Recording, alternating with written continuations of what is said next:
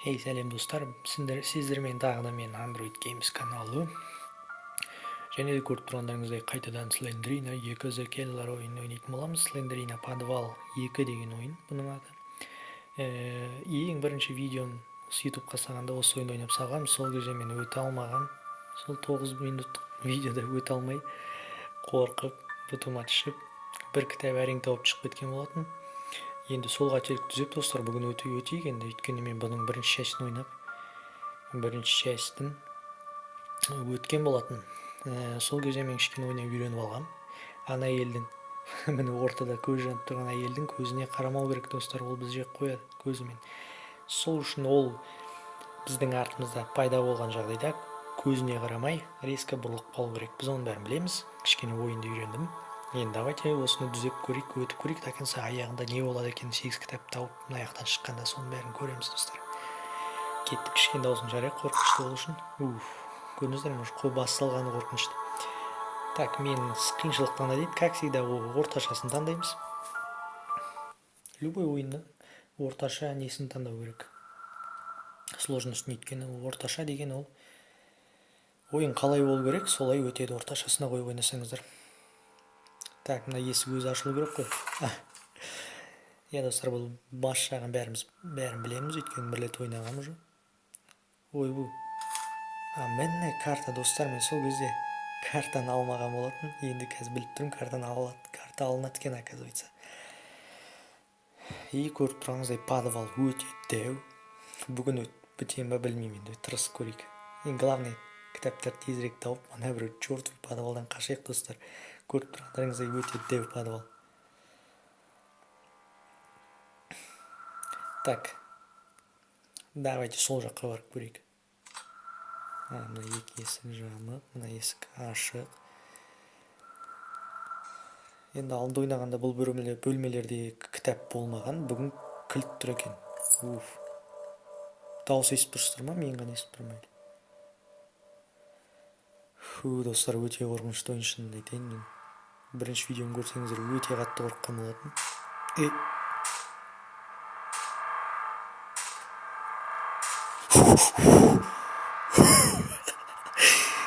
Достар, мен сіздерге айттым, өте қорқынышты ойын, көрдіңіздер ме? Есікті мына уроттар ашып сындырып кіре алады екен. Достар, сука. Блять. Блять, ну әлі қал. Достар, тезірек есік табу керек, достар, тезірек есік табу керек. Есіме кілтпен аштым. Сука.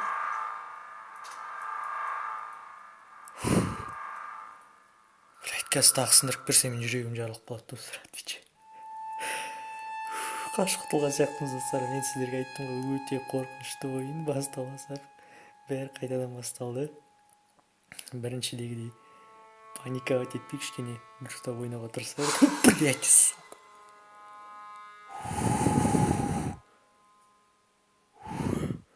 Блять, бұрылып үлгердім. Блять, мен әлі бір кітап тапқан жоқпын достар, көрдіңіздер ме? Уже, блять, бізді қинап жатырмын. Достар, өте қорқынышты ойын, есікті жауып жүрші құрсын. Мына ойынды біреу до конца өтсе маған жазсын. Және қатты қуанып тұрмын, өйткені мен бір кітап таптым, бірақ бұл бір-ақ кітап, ойлаңызшы, бір-ақ кітап қана тап. Блять, мен есік жауып едім, кім ашқанда? Ондайларыңызды қойыңыздар. Көрдіңіздер, бір-ақ кітап таптым, уже қиыншылықтар басталып жатыр достар. Әлі 7 кітап бар достар, 7 кітап, мать его, 7 кітап. Достар, ойынның қиыншылығы, қиын, өте қиын ойын. Және де өте қорқынышты. Так, мына бөлмелерде мен болдым ба? Болдым, бұл бөлмелерде түк жоқ. Коридор. Подвал өте дәу. Картадан көргеніңізде өте дәу екен. Так, мына жерге поворот бар, және мына жерде, давайте мына жерді көрейік. Мүмкін бір нәрсе тауып қаламыз. Блять. Сіздер көрдіңіздер ме, кішкене бұрылып үлгеріп. Соның арқасында кішкене біз әйтеуір алысқа дейін баратын сияқтымын. Блин, достар, мына жерде біз болғанбыз. карта өте дәу, коридор өте дәу. Ойын еще қорқынышты, еще қиын достар. Мәссаған. Реально қиын ой.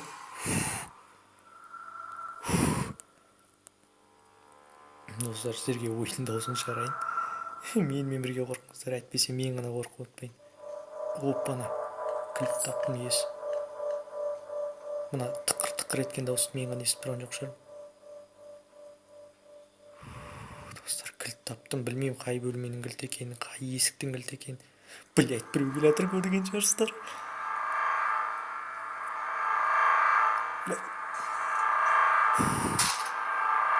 Блять, қазір сындырып келеді достар.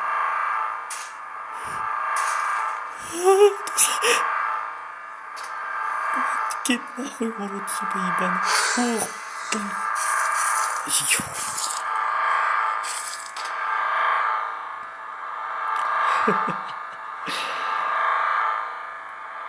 Достар, тағы да өліп қалдым. Ойын өте қиын достар. Білмеймін, мен ойын уже бар ғой, жыннандырып жатыр мен. Енді маған точно енді вот мен бұл ойынды өтпей тынбаймын достар. 100 рет ойнайын, бірақ өтпей тынбаймын. Мен ойын реально жыннандырды, нервыма тиді. Өзім әрең бір кітап тапқаннан қараңыздар достар.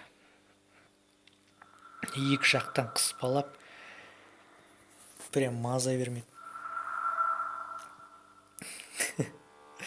Бірінші частьте естеріңізде болса бұндай қатты қиын болмаған. Оның да әрине өзінің қиындықтары болды, бірақ енді мынандай емес, екі жақтан қысып бірді біреу қуалау деген ол жерде вообще болмаған. Ойынның даусын үндіздеп атам, ренжімеңіздер. Блин, мына жер екен. Қайтадан арт жаққа барады. Бағана қай жерге барады? Мен бағана сол жаққа барғам, енді мына жерге барып көрейік. Бұл бөлмелерде мен былай қарағанда кітап болмақ жоқ енді былай. Бірақ сонда да, может, рандомна қойылады шығар, сол үшін сақтықта қорлық жоқ, бәрін кіріп қайтадан тексере салайық. Және ана еңбектеп жүретін бәле есік сындырып кіре алатын, мен вообще нервыма тиеді достар. Хотя бы есік шапқан.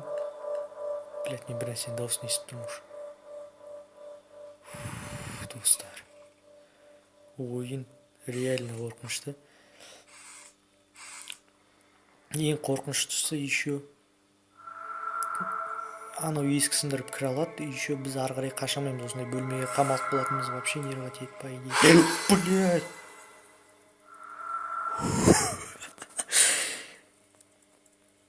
Достар, мен даже әлі бір кітап тапқан жоқпын. Фонарикті өшіруге болады ма екен? Болады екен фонарикті өшіруге, бірақ не үшін оны өшіруге? Бірақ фонарикті не үшін өшіру керек, мен оны білмеймін. Оны фонарикті өшіріп мына жақта жүру вообще мүмкін емес. Может, фонарикті өшіргенде жаңағы еңбектеп жүрген бәлелер біз таппай қала ма екен? Білмеймін достар, фонарикті не үшін өшіруге болатыны.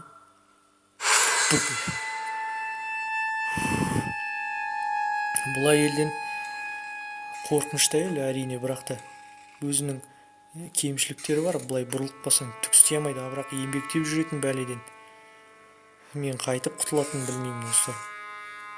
Одан қашып құтылу өте қиын. Ол қуалайды өйткені кәдімгідей. Блять, мен біреуді көрдім достар. Сука, тағы есік сындырып отыр. Мүмкін фонарикті өшіру керек шығар. Музыка аяқталды, ал кетіп қалды. Бірақ мен көрдім біреуді, көрдіңіз ба, өйткені есіктегі бұрды. Және мынауың кішкене управлениесі нервыма тиеді, өйткені есікті ұстасаң болды, жабылып қалады. Сол кішкене ыңғайсыздау. Достар, ойын өте қорқынышты. Так, давайте осы жерге барып көрейін достар. Мына жерде бір ұзын коридор бар екен. Жалғанған бөлмелерде.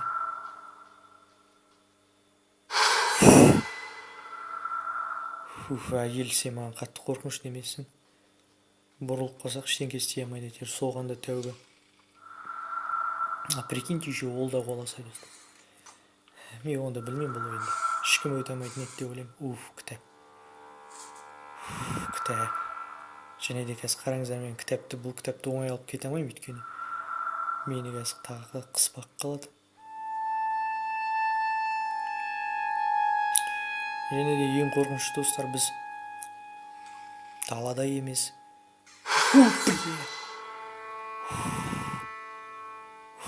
Достар, не деген қорқынышты ойын. Так, мынау не? Мынау не вообще? Ванна ма, төңкеріліп қалған, или түсінбедім мен. Жарайды, мұның жаңағыда ештеңе жоқ екен. Достар, ойын өте қорқынышты. Блин, міне осы есік кішкене ыңғайсыздау.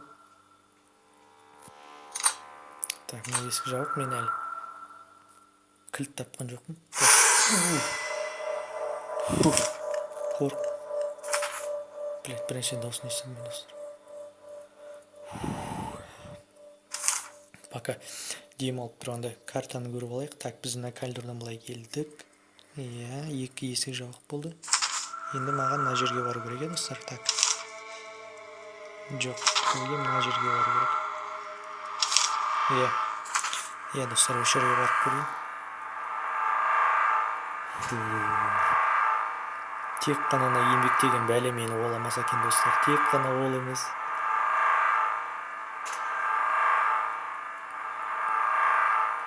Блядь, на музыка. Сука, еңбектеген бәле. Только еңбектеген бәле емес, достар. Блядь, есік жабық, сука.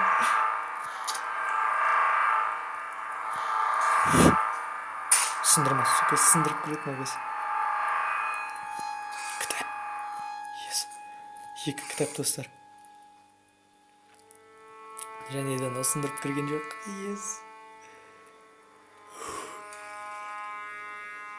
Достар, пока нормально.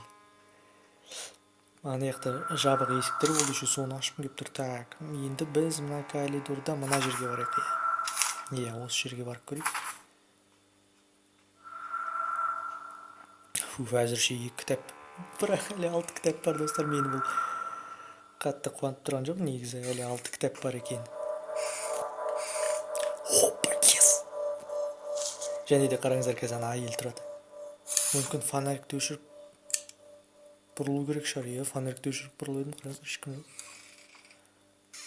Өйткені бұл фонарикті өшіруге болатын болса, значит, бұл жайдан жай емес, значит, бұны сөйтіп өшірсем, может, ана әйел бізге тиісе алмайды, мүмкін сол шығар. Сондай да болуы мүмкін. Мен енді картаны қарап тұрғанда бізді ешкім өлтіре алмайды шығар деген үміттемін. Сол үшін картаға қарап алайық. Және ана жақта бір бөлме бар екен, соны мен тексеріп көрмеппін. Мынаны мен білгенмін, сол үшін қатты қорыққан жоқпын, өйткені мына жерді білемін. Мына жерде мына жақта кітап бар деген үміттеміз. Фонариксіз мүлдем жүре алмайсың, достар. Өте қараңғы подвал. Так, мына жер, дұрыс бара жатырмыз, достар.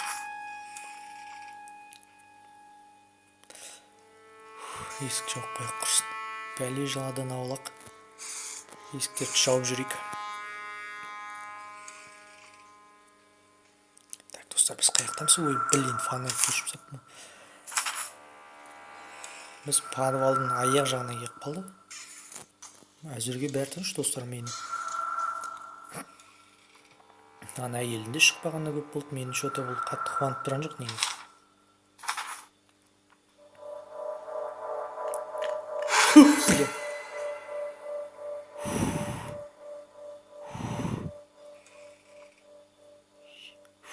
Блин, есіктің ашылғаннан қатты қорқып кеттім. Достар, әлі 5 кітап бар, ойлаңызшы. Бұл картаның ең түбіндегі бөлме, және бұл картада неужели түк жоқ. Достар, мүмкін сіздердің көздеріңіз жақсырақ көретін шығар. Видеода бір нәрсені ұмытып кетіп жатсам, комментарияға жазсаңыздар болады. Сен мына бөлмеде мынаны ұмытып кеттің ғой, көрмей қалдың ғой деген сияқты. Менде ондай болып тұрады, қорыққаннан. Кейбір заттарды упустить етіп аласың. Мысалы, мен мына кілтті упустить еткен жоқпын әйтеуір. Так, мына бөлмеде ештеңе жоқ екен. Только кілтімнің көмек тиді, мүмкін кілтпен ашқан бөлмеден бір нәрсе бар шығар. Көрдіңіздер, достар,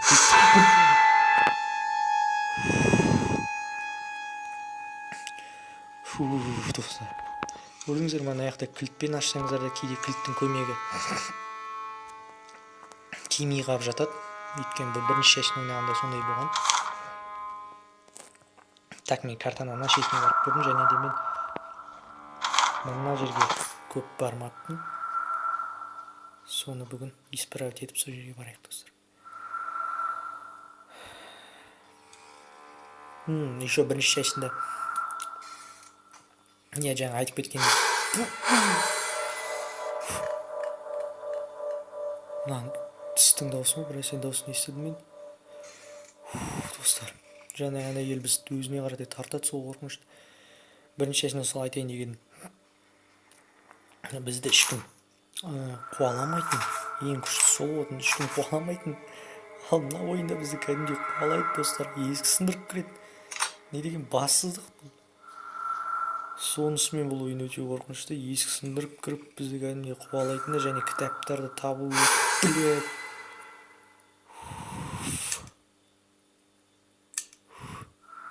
Жоғал бар. Есі 4-ақ кітап қалды, достар. 4-ақ кітап деп енді аз сияқты айтпай қойын, әлі де көп 4 кітап деген, бірақ сонда да, достар. Бір кітап тауып өліп қалған жоқ, мәтер. Только андай бір нәрселер, қуалайтын бір нәрселер шықпаса болды, достар, маған.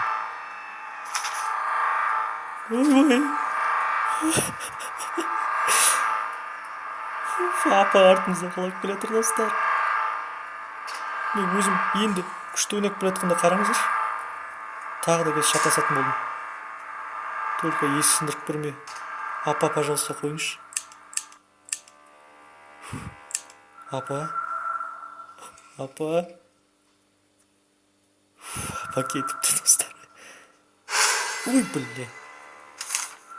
блин, қараңыздаршы, тағы да мені адастырып жіберді олар. Күшті келе жатқанда. Так, достар. Мынау біздің мына жер шығатын жер ғой. Білейін, достар, менің бұл жерден қалай шығып кетіп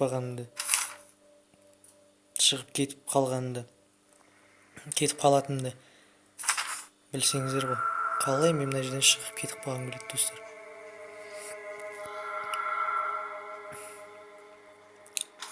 Блин, ана апа бізді қуалап тағы да шатастырып жіберді. Жап-жақсы келе жатқанда. Только сондай бір қуалайтын заттар болмаса екен, достар, абылай. Ана тәтеден біз қалай құтылатынын білеміз. Так, мына бөлме кіру керек бөлмеге, достар. Жоқ, только сен емес. Тезірек, есігі бар бөлме, тезірек. Блядь, тупик.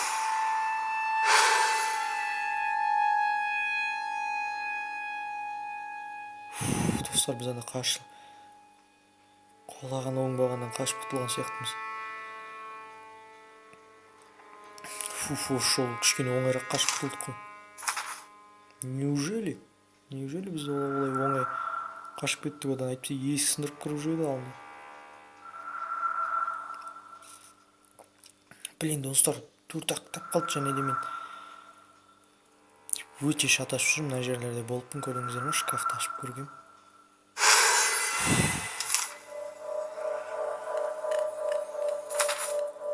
Мына дауыс мені қатты қорқытады, достар. Достар, мен түсіндім, біз мына жерге бармаппыз. Иә, достар.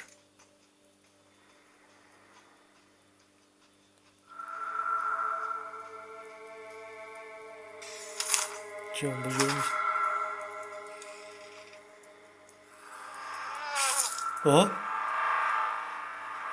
Блядь, немене екен біз? Блядь, бәрі жабылып жатыр, сука, тағы да. Бір-бірден, уроттар, бір-бірден. Малдар, кетіңдерші. Жек көрем сендерді. Сука, кірді, бақ.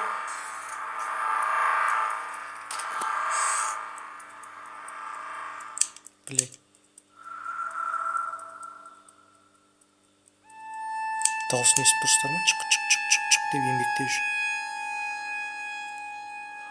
Блин, достар. Меня... Мені әрине кешіріңіздер, бірақ мына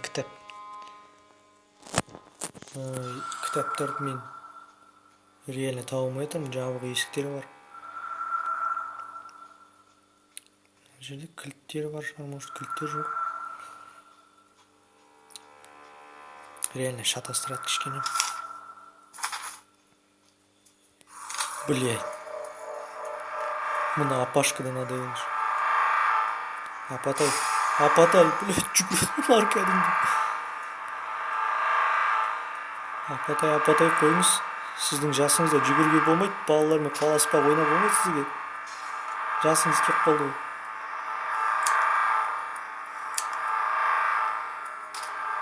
Қойыңыз, апа.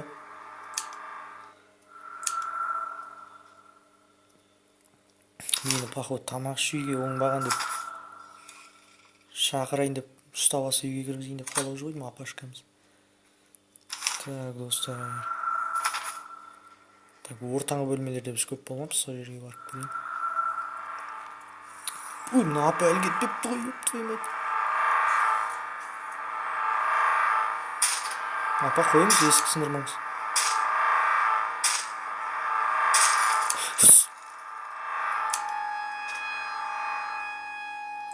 Достар, фонарикті өшірсе таппай қалатын сияқты реально. Мен фонарик құтқарып болды, достар, отвечаю. Ой, бля, еще мына әйел жан жақта. Тағы да жап-жақсы үйретіп едім. Так, мына жерде болды. Мына жерде ортаңғы коридор. Мынау шығатын жер. Мынау ортаңғы коридор. Так, достар, білмеймін мен. Шуф, мына дауыс. Ұнап тұрған жоқ маған. Мына бөлмеде болды, қаш есікте болмаған. Мына есікте болды. Ой, блин. Не, епті. Міне осы кішкене адам не ұсына теткен. Так, міне ортада кетіп барадымыз. Давайте жүре берейік до конца коридормен.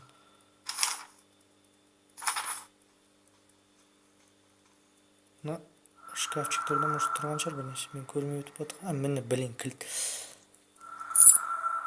Мына жерде миллион жабық есік болды жаңа, өздеріңіз көрдіңіздер. Мынау именно қай есіктің кілті. Оны да әлі табу керек, достар. Ой, блин. Мына әйелді әйтеуір кішкене жеңіп үйрендік қой. Әйтпесе мен бірінші рет ойнағанда осы әйелден де өліп қала беретін. Блин, видео барынша ұзақ болмаса екен деп ойлап едім. Бірақ та ұзақ болатын шығар, өйткені өте есіктер көп. Енді қай есікте не бар? Және менің артымда біреу келіп жатқан сияқты, блин. Жүр, тупой, блин.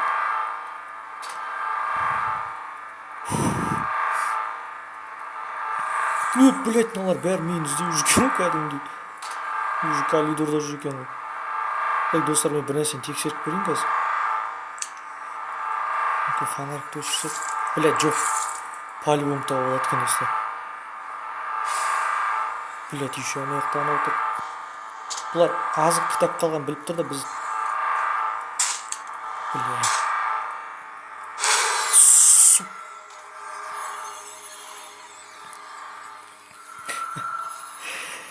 Достар, өте қорқынышты, мен тағы да өте алмадым, және де видеом созылып кетті. Достар, мен бүгінде бұл видеоны ойынды до конца өтпей тоқтатам. Бірақ та бұл видео ұнап жатса, тағы да комментарияға жазыңыздар, до конца өте ерке болайын деп. Вот сол видеоны до конца өтуге тырысам, ал былай білмеймін, өте қиын екен, маған қолдау керек, достар. Комментарияда қолдап жазсаңыздар, мен может до конца өтем. Сау болыңыз.